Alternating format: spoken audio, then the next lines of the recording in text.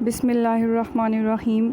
السلام علیکم پیارے بچوں، آج ہم سبق نمبر 6 پڑھیں گے۔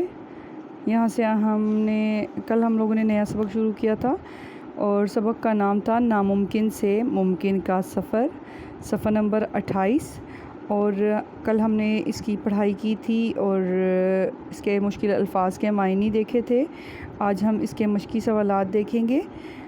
مشقی سوالات میں سب سے پہلے ہم سوال دیکھیں گے، پرندوں کو فضا میں اڑتے دیکھ کر انسان کے دل میں کیا خواہش پیدا ہوتی تھی؟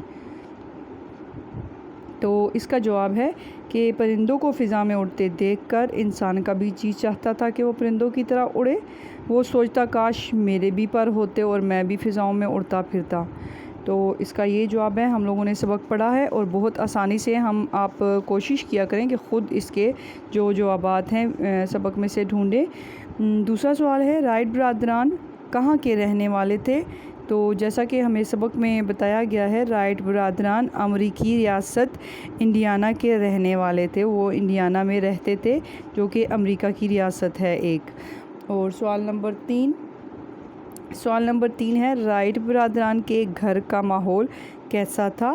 تو رائٹ برادران کے گھر کا ماحول مذہبی تھا اور ایک پڑھا لکھا گھرانہ تھا، اور ان کے گھر میں پڑھنے کا رجحان بہت زیادہ غالب تھا۔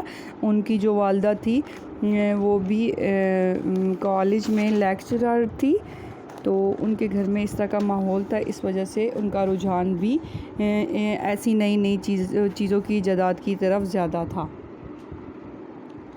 اب سوال نمبر 5 کو دیکھیں گے، بچپن کے ماحول نے رائٹ برادران پر کیا اثر ڈالا؟ تو سوال نمبر 4، رائٹ برادران نے ایسے ماحول میں پرورش پائی جہاں بچوں کی حوصلہ افزائی کی جاتی تھی کہ جو چیز ان میں تجسس کو ابھارے۔